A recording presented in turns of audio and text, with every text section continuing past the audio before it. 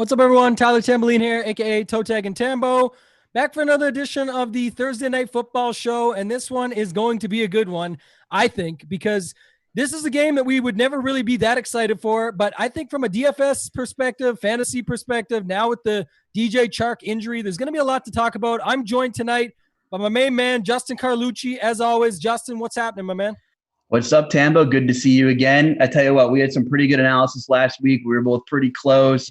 It was a tough one. You know, the margin for error in DFS is absolutely zero. So hopefully there's a lot of different ways this game could go, a lot of different game scripts, which could really happen tonight, some injury news. Hopefully we could trim that player pool a little bit, help you guys out, see where to get some leverage. But hey, man, also kudos to you. You had a great run in the PGA Millie. I know the result, didn't really come up to what you wanted to, but 19th in the Millie, that is, great analysis all year, man. Thanks for doing what you do and what you bring to the table. Keep up the good work, and your day is definitely coming.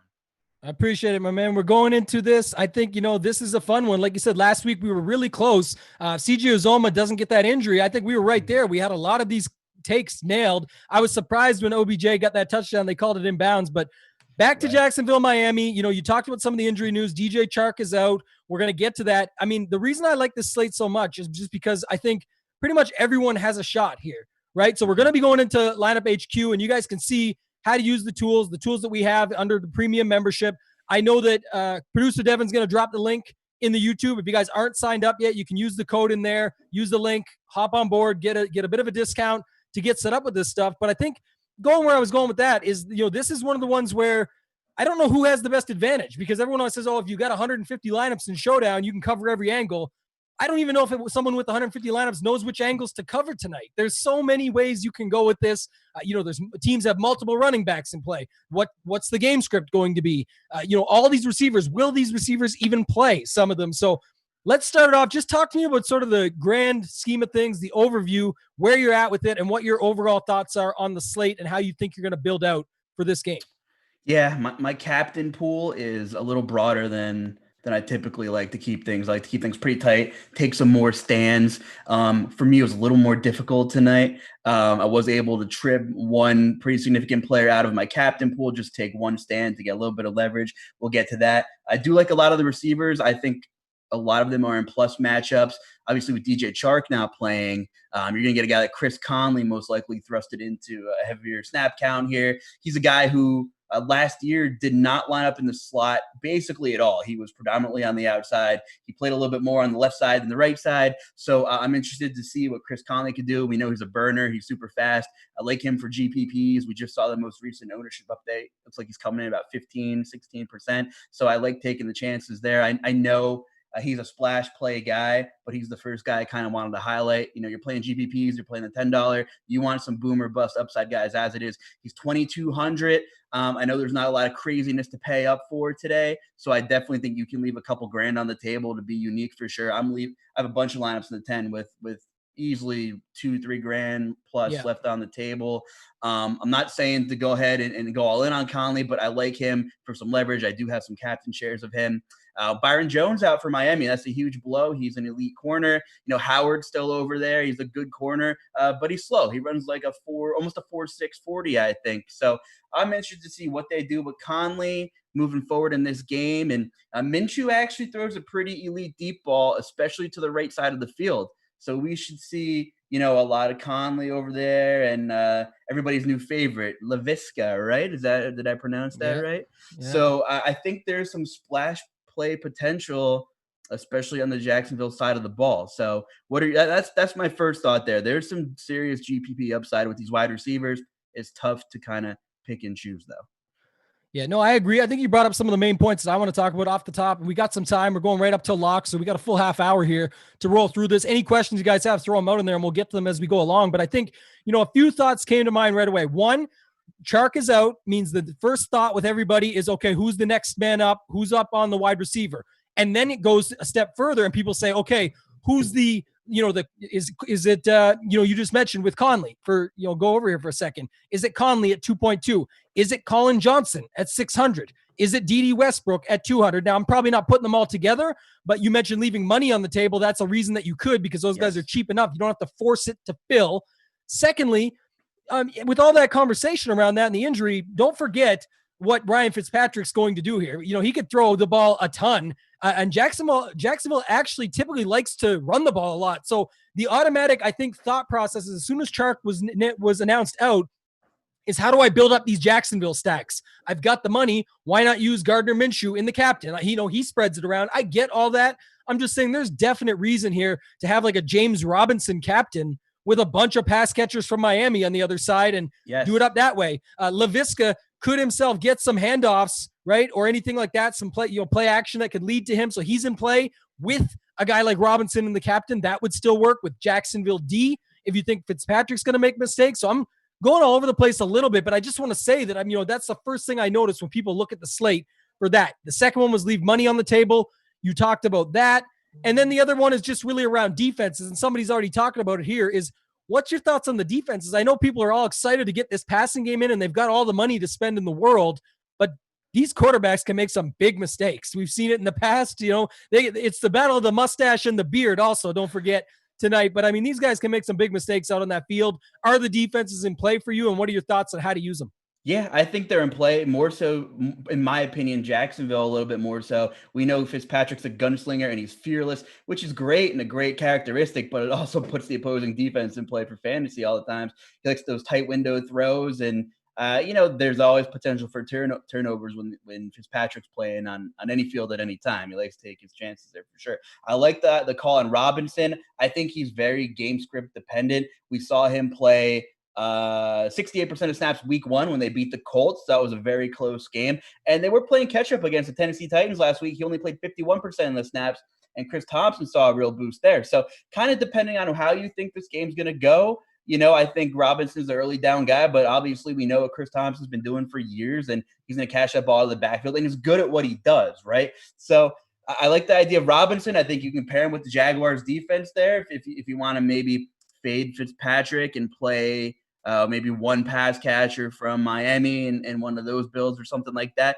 But it's also really possible that the Jaguars are a little better than the public perception. I watched every snap of that Titans game last week. They were coming in off a win. Didn't have the greatest first half, but Ryan Tannehill had to make some MVP-type throws and plays to put points on the board.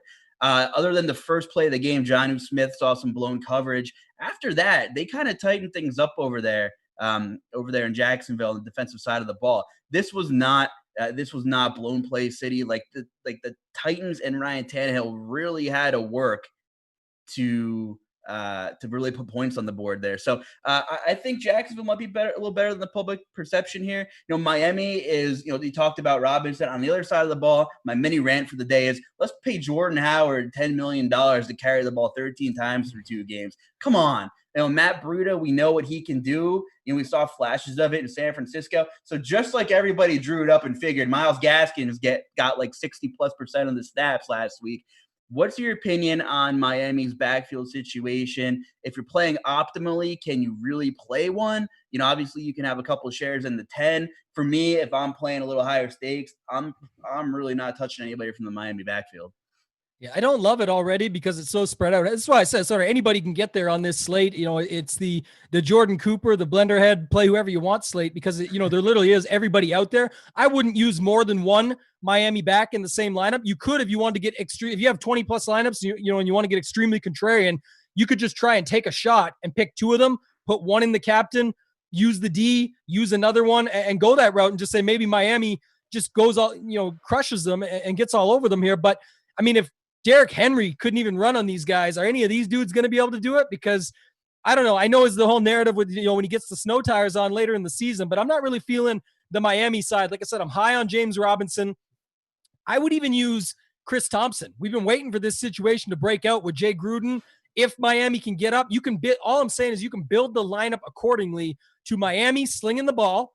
The other thing about Miami, I want to back up to quarterback for just one more second, and we'll stay on running back, is Ryan Fitzpatrick has a way tighter target tree than Gardner Minshew. Yes. Right? Gardner Minshew is going to use Eifert, O'Shaughnessy. He's got, and we'll get to tight ends later. And he's got all those receivers that we just talked about. These running backs can catch passes in Robinson and Thompson. So, he's really slinging the ball around, like literally, versus a guy like Fitzpatrick is throwing it a lot, but he's got Devontae Parker back. He's going to go there. He's got Mike Gesicki, and he's got Preston Williams. So I think that's sort of where he's thinking about going with the ball. And if you think Jacksonville is going to be up, that's why I'm saying you can really make some good lineups in that way and still have a lineup with like James Robinson in the captain, Jags D in the flex, and skip out on Fitzpatrick and leave your money this way and use Parker and Gasset. Like that's two guys that are going to get a ton of targets if that situation plays out. So I'm not saying that it's one way or the other. I just wanted to bring that up and go back to that because I think, from a quarterback perspective, I think that's a way that it could play out. And a lot of people are just quick to move on that and say it's going to be pass. I still like the running game. Did you have anything else as far as Jacksonville run game goes? I know I echo what you say on Miami, but any thoughts on Chris Thompson or Dare Ogunwale? That was a good pronunciation job. Not so much in either one of them. Thompson's viable in the right game script. Miami's giving up like 5 yards a pop right now, right? And Robinson's shown some flashes. Even with the, he had a reduced snap count last week, played about half. He still carried the ball 16 times. He carried the ball 16 times in the 2020 NFL season. That's almost like the new version of a workhorse, right? So I do think they want to establish a little bit of the ground game. As good as Minshew has been, and the hype is kind of worrying me a little. It just seems like a hype spot, right? Where it's like, okay, maybe we should pump the brakes a little. And he is good. Minshew was good, but they don't want to rely on him to necessarily win games every week. This is Vegas looks like it's going to be a close game. I think they want to get the ground game going a little bit. Without DJ Chark, are we going to see Miami crowd the line of scrimmage a little bit more? Very possible, but their defense cannot stop a nosebleed right now. And that's pretty much it for the run game for me. I do like, if I'm not going receiver, I do have a decent amount of shares of Robinson at my captain spot as well. I'm going to try and hit that game script too. Yeah, I agree. I think one thing I will say, the last thing here, we'll move to wide receivers, just that Robinson is heavily owned, of course. I'm not, giving you some sleeper here, but I just want to talk about that for one more second, is that the thought process is that, he's just going to, the game script means he has to be in the captain and he's going to score 2 touchdowns, get 17 runs, et cetera, and that does it. I also think it's very easy to, someone mentioned it was Daryl Hodgkins here, talked about Parker in the captain, which I love, by the way. We'll get to that in a second. Even Preston Williams in the captain. There's still a scenario like Robinson had 4 targets last week. He could get 2 short touchdowns. You could see Westbrook, Cole, Conley, these guys get pass interference, stop it on the 1. Robinson has 2 touchdowns for 12 points and change because he's running in from the 1 yard line, and doesn't mean he's going to be optimal in the captain spot, even with 2 touchdowns in that scenario. And they're just passing a ton. Let's say he ends out around 18 points. You could easily see a guy like Parker get there on, 1 or 2 drives where he's up there in the same range, just on amount of catches, hitting the yardage bonus, and then catching a touchdown late. And he ends up being in that same build that doesn't even require Robinson to be in the captain. So I just want to make sure you can see it from both sides. Let's segue over. I talked about some rules there. Like I said, I'm only going to use Thompson and Dare in one lineup, like max of 1 of those guys. For the Miami, a max of 1 of all 3. Robinson and Thompson wouldn't kill me, though. Like I said, I know it's a little bit contrarian, but I'm not really afraid of that one. Let's talk about wide receiver. You've talked about your love already for Conley. What else? Where are you at here with the rest of the guys, both sides? Right, both sides here. We'll start with Miami. Let's mix it up a little bit here. Let's go over to Miami. I had Ryan Fitzpatrick's beard frozen on my screen when I was just checking him out right there. So talking about Fitzpatrick, Jacksonville is probably going to play a little slower pace, so I might be a little hesitant to go crazy on Fitzpatrick. I'm going to take a stand. I don't have any Fitzpatrick shares at captain, but I do have a decent amount at flex. He throws the ball a lot over the middle. You can look up the numbers. He likes to pound that middle of the field, 10 to 15 yards. And Devontae Parker last year did a lot of damage across the middle too. So I do like Devontae Parker. I think it's worth noting that in week 1 when Jacksonville and CJ Henderson saw T.Y. Hilton, Henderson did not shadow Hilton from what I saw. And he's a very good corner. So that's encouraging from a Devontae Parker standpoint. He's not going to get the NBA box and 1 type defense tonight, hopefully. But yeah, Fitzpatrick pounds the middle of the field, doesn't throw outside the numbers a ton. So it seems like that's where Parker is right in his wheelhouse too.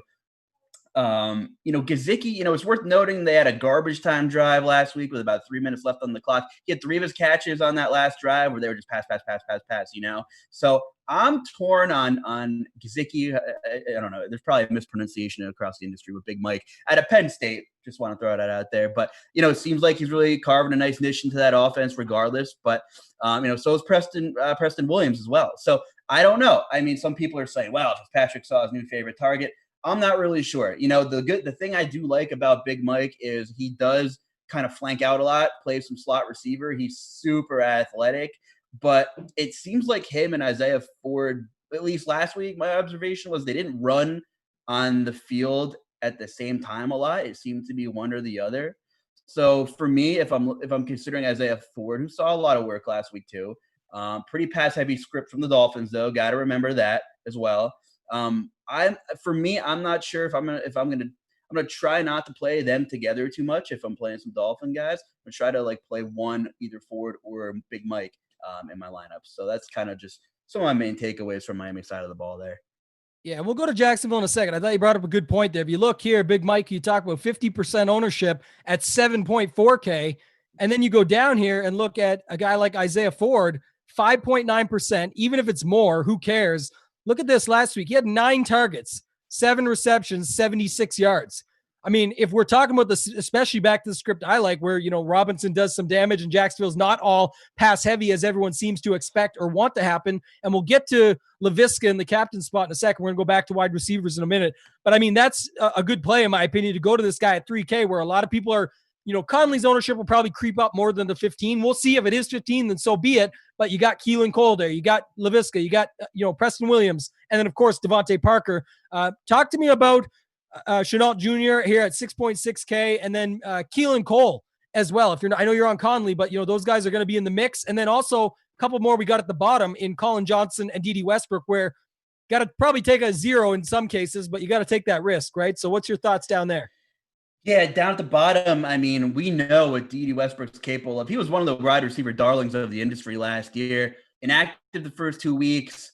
Looks like he was recovering from an injury. So, I just feel like they're not going to force him into a ton of action. I mean, this is essentially like preseason game number 1 for Westbrook, right? So, I'll have a couple of shares in the big GPP, the big $10 on DK. But I'm not super worried about him carving a bigger role in tonight. Like Keelan Cole, should have a nice advantage in the slot there. Miami's super banged up. Worked middle of the field there with Minshew. He's had a really nice start to the season regardless, right, too? So now that target pool is a little more condensed than it typically is with DJ Shark on the field, I'm looking at 24.5% ownership for Cole, and I kind of thought that was low. What are your thoughts on that? I don't know. Like I'm still looking at this other one with LaVisca here, so I'm thinking about something else because everyone's asking about that in the chat, and I guess that was my bigger question. Like I said, I like Keelan Cole. I'm in on him. I'm always gonna play him, and my big thought here is that 24.5% ownership for Keelan Cole, almost 60% for this apparent coming out party that we're gonna see. Look, I've seen him. He's a great talent. We're expecting him to be a big player. It's his rookie year. It's his 3rd game. Are we going to see that tonight is the question versus the guys around him? I don't know, but what is your thoughts on him? Because people want to know if we're using him at captain. I am not on him very much. I think I might have one captain lineup of like 25, and then the rest I have very little shares of him. I've moved it all to the other guys. I'm even taking some shots on Colin Johnson, who our guy Dan Bach talked about him on Twitter. Maybe it's him. He said, this guy's a giant. Let's see what he can do.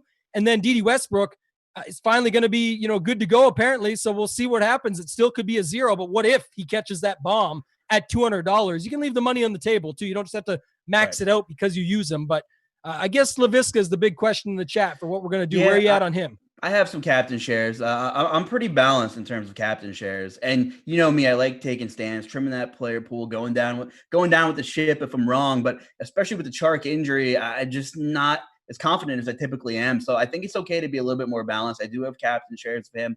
Like I said, I still think there's a chance for a splash player or 2 in the passing game. Miami ranks bottom 5 in the league so far. I know it's only 2 weeks in pass explosive plays. So their defense has just been brutal. It's been brutal, and they're dinged up. So I don't mind having him. I wouldn't go crazy. He'll probably be a pretty popular captain choice there. So he's kind of risky to go overweight on in the $10 one, right? If you really want to try and make a big profit. I'm just worried about the run script. If Jacksonville takes the ball and the 5-yard a pop defense really shows up for Miami, and James Robinson has looked pretty good. If they score right away, and this game's kind of slow to start with, I'm a little worried about all these receivers everybody's falling in love with, right? I know we briefly talked about it, but I feel like it might be almost a little contrarian to use Robinson at captain, right? He has projected super high ownership, but I'm thinking a lot of it's probably flex play. Everybody's looking at his floor and the volume in the last couple of weeks, and everybody's talked about across the industry. Have talked about these receivers all day. How good Minshew's been. Fitzpatrick threw for hella yardage last week too. So I am a little worried about these receivers, although I'm going to spread it out a little bit here. So we are a little bit different there. If he breaks me, that's fine. I just look at it like you said. So this ownership here definitely translates to captain. It always translates to captain, I should say. So you got Devontae Parker and Laviska, who are going to be probably the most popular wide receiver captains, and people have been talking about it all day. So that's why I was heavy on Robinson. But my other guys I like are Preston Williams and Keelan Cole. Talked about it earlier. Those guys fit in just nicely. And I think Conley, it shows only 15%. Like I said, not only do I think that's higher, but I think naturally people just want to use them at captain as well because it allows them to fit both quarterbacks, all the expensive guys, Parker, whatever. And the only thing I don't love about that is you typically end up, even though there may be some money on the table, the first thought is both quarterbacks, the most expensive wide. You can get, Conley and captain, and then you can get Fitzpatrick, Minshew, Parker, Laviska, and just put what's left. I don't love that lineup because I think you're chopping it a bunch of ways. It's not, super sharp in my mind or super sleeper-esque where you're going to get, all the money because of that. If it happens, so be it. But I'm just saying I'd rather just get guys like Williams and Cole, who I think can get plenty of work. And if I was going to do a cheap captain like that, this would be way off the wall. It would probably be Isaiah Ford and hope for 9 targets game. But I just really don't like the cheap guys and the captains. Jordan and I talk about this on the Monday Night Football show. It's not something that I love. And I really would only like to use something like that in, a KC versus Baltimore game we'll talk about later in this week. Then every guy's super expensive. Exactly. The more you can fit, the merrier. This game, we just talked about all these super cheap options that you can go down to. So I think that's good on wide receiver. One note, like I said, I would have max of 1 for Johnson and Westbrook. They're the guys that are subbing in. Laviska, Keelan Cole, and Chris Conley are pretty much going to be on the field, but I definitely think a 40-yarder could get there. You have Jakeem Grant breaks the slate. Good night to me, but I'm not going to worry too much. But like I said, unless you've got all the lineups in the world, I'm playing like 25.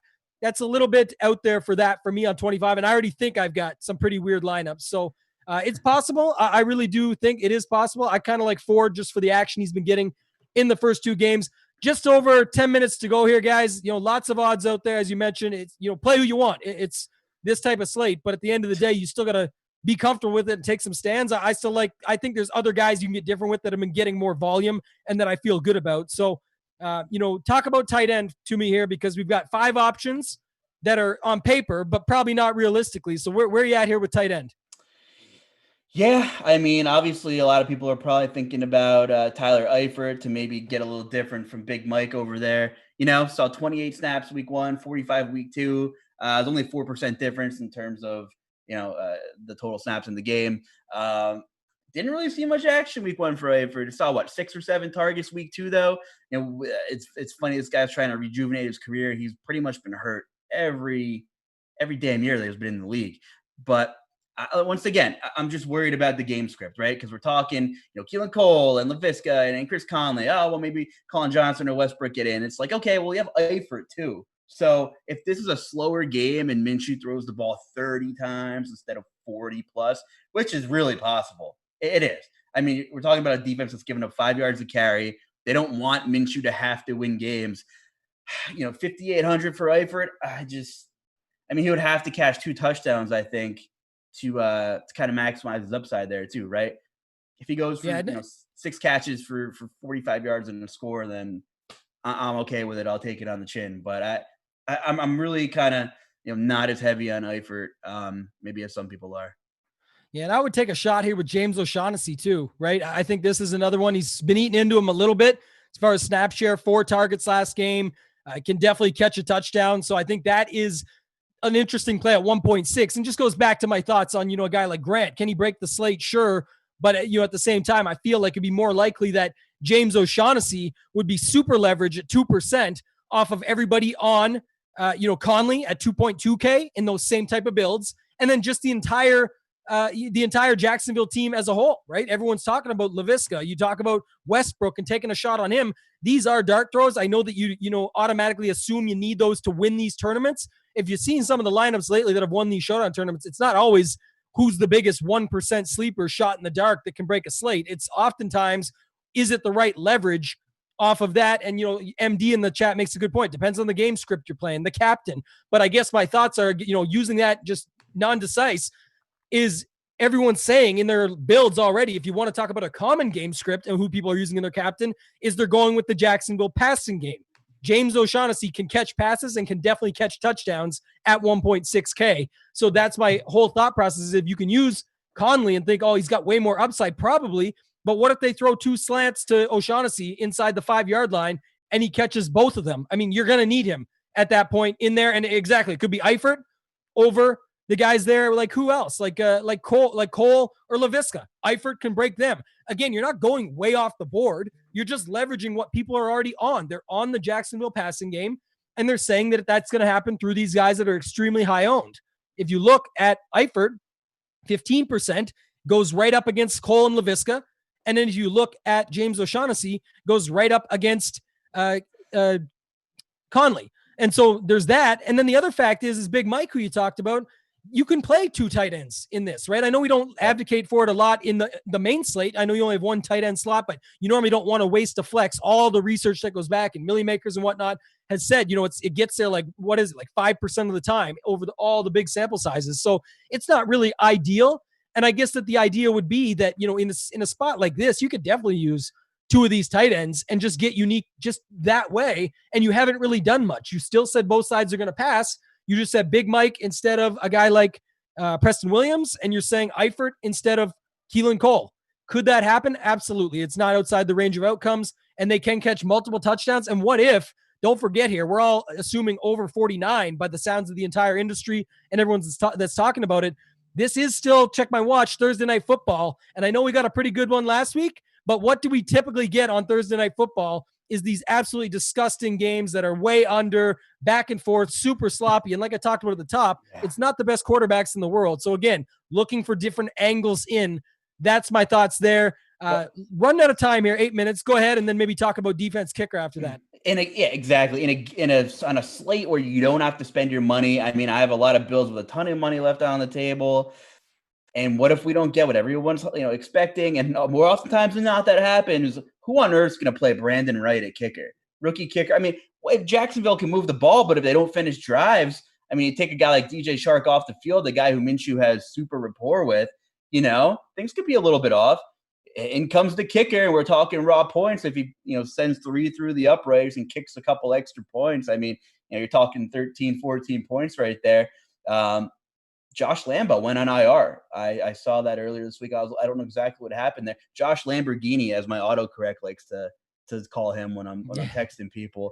But yeah, I mean, this is going to be a very, it sounds so funny saying this, but you can get some leverage using the kickers. You're probably leaving money on the table anyway. Everybody's talking about the pass game. We're talking about James Robinson. Wow, the Dolphins D stinks. I mean, I don't mind having a couple shares of the kickers. They're usually pretty fairly high owned, but I think you're going to get super low ownership on these kickers. Jason Sanders, 6% for a guy who could have opportunities, if these teams don't finish drives or if the game's ugly. I mean, it's possible. Yeah. I'm already having nightmares live as we're talking about this because I definitely don't have enough kickers to what I should. Just thinking about it now in my head. So anyone who's out there changing their lineups last minute, I'd make one if you still got one in the reserve spot. Because, listen, you're saying with these guys showing 6 and 15% ownership on an island game, 2 teams that aren't as good as what we think. I know the totals are high, but you're saying that Fitzpatrick and Minshew might not have a couple drives that stall. That they obviously can move the ball. We know that, but then the situation is if it stalls, you can get 40-yard field goals out of these guys. I still do just the way I build lineups to Showdown. I still do only like 1 kicker. Per lineup, but I mean, you could build that lineup that just says it's an under, but I still think it's going to get some points going. I'm saying there's definitely going to be some stalled drives. And I guess the last thing I'll let you get your final thoughts in here. We got about 5 minutes to go, but all the looking for, the Colin, this is what I'm going back to, the Jakeem Grants, the Colin Johnson, the Westbrooks of the slate. These guys could literally get zeros for all we know. the kickers are going to have to at least kick the extra point after a touchdown. Now, that's not getting you anywhere. I know. I'm just trying to make a point that oftentimes, again, back to what I said, people are looking too much for this gem or diamond in the rough of what could happen and what could break the slate. Of course, we play what ifs on a single game, high variance slate like this. But I'm trying just to put out there a reminder of what really would seem more likely. This one guy that never done anything all year going off and breaking a slate, or two teams that we would normally think nothing of having a bit of a stinker and putting up, 40 points total, where one of the kickers ends up with 12 or 15 and just destroys a guy at $200 or 1.6K over there. And you've got the money. It's not like you're short on money on this slate.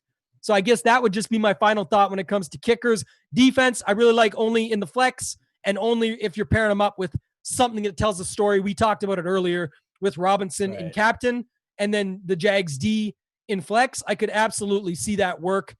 Any final thoughts for you, man? We still do have time. I mean, we can go back and forth some more. I just want to see where you're at, and I wanted to make sure we made our way through it to get to this point. Yeah, this is a tough one. I'm not going to lie. One other thing, I'm underweight on Chris Thompson. I'm favoring the script that it's a closer game, maybe a little bit uglier than people think. More James Robinson, significant more amount of James Robinson than Chris Thompson, I think, tonight. So I'm underweight on Chris Thompson. It was encouraging with Devontae Parker last week. Buffalo, a team that's good on the outside, usually makes the pass game funnel inside. Maybe that's why we saw Isaiah Ford get a ton of action in the slot. This is a tough one, man. But I'm definitely favoring the Jag side of things with how more beat up Miami is in Jacksonville, especially without Byron Jones. If he plays, that changes things a little more. I'd probably be even more heavier on the James Robinson game script kind of theory here. But like I said, there's a chance for a splash play. I don't know if we're going to get it. I think, after the first 5 minutes of this game, I think we'll be pretty telling of what we're going to get. So I think we'll know early what's in store for the rest of the night, Tambo.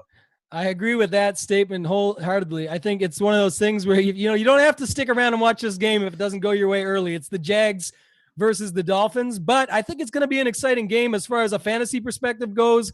Just the fun, probably make some mistakes. The back and forth of it all is kind of fun. So I like that. If there's any other questions, now's the time to throw them in. We'll just rapid fire them. Going to stick around till lock ends. But, if you guys haven't signed up yet, producer Devin's going to throw the link out there again. We showed you some of the stuff. One quick thing, if you didn't get to see it before, build rules. This was just a simple note. Like if you wanted to go our guy, and then Thompson, you could do this and say at most one player. Like this was just an example. I know we don't always go through this with you guys to say, hey, here's what I would do.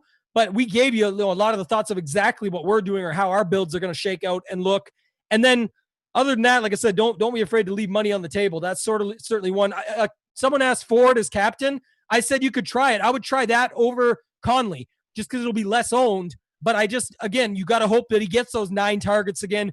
And then remember to build your game script. They have to be, or are most likely, coming from behind for him to pay off there and get 9 targets or 9 catches, 75 yards, and maybe even a touchdown or something. That's what you'd be looking for there. And even then, there's probably room to use. I'm not really high on it. And MD came right in after I said that and said, I wouldn't. You got tons of salary. I love him in the as a flex play. I don't think I'd be using him up top, and that's what I'm saying. I wouldn't get too cute with something like that. Anything else, Justin? No, seriously, like this game would go in so many directions. I have a handful of lines that are under 43K. So if you're sitting there and you're getting anxiety, like, can I really leave like $6,000 on the table? It's possible. It might not, in a big field GPP, would I play that in the 180 or the 333 or whatever? No. But I mean, you can seriously get unique, especially tonight. Because there's guys like Chris Conley getting thrusted into a major role here. Isaiah Ford, another cheap guy that people are starting to be on just because of his work last week. So you can leave money on the table, and I think that's what you're going to have to do to not get super duped tonight. I'd rather go down being unique than playing what everybody else is playing, because odds are you're going to chop it 95,000 different ways as it is. I exaggerated there a little bit. But yeah, other than that, I mean, just my closing thought is I thought I liked Brian Flores as a coach, but I went overweight on Breida and Howard in like my best balls. So it turns out I don't. Now that Myles Gaskin is a thing, I didn't see that one coming. And there's a guy who's priced up pretty good for a guy that probably won't carry the ball more than 12, 13 times a game. And with Jordan Howard getting everything inside the 5 most likely, he's tough for me to roster. So I'm underweight on Myles Gaskin, it looks like, too. Yeah. Good luck to everyone tonight. I mean, we're at lock. I hope this was helpful. If you guys have anything for the future, drop the feedback. Make sure you smash the like button, leave a comment, whatever you think. We'll go into more of this stuff each Thursday where we can talk more in depth on game theory, how to optimize for these settings and all that sort of stuff. Other than that, thank you and good luck.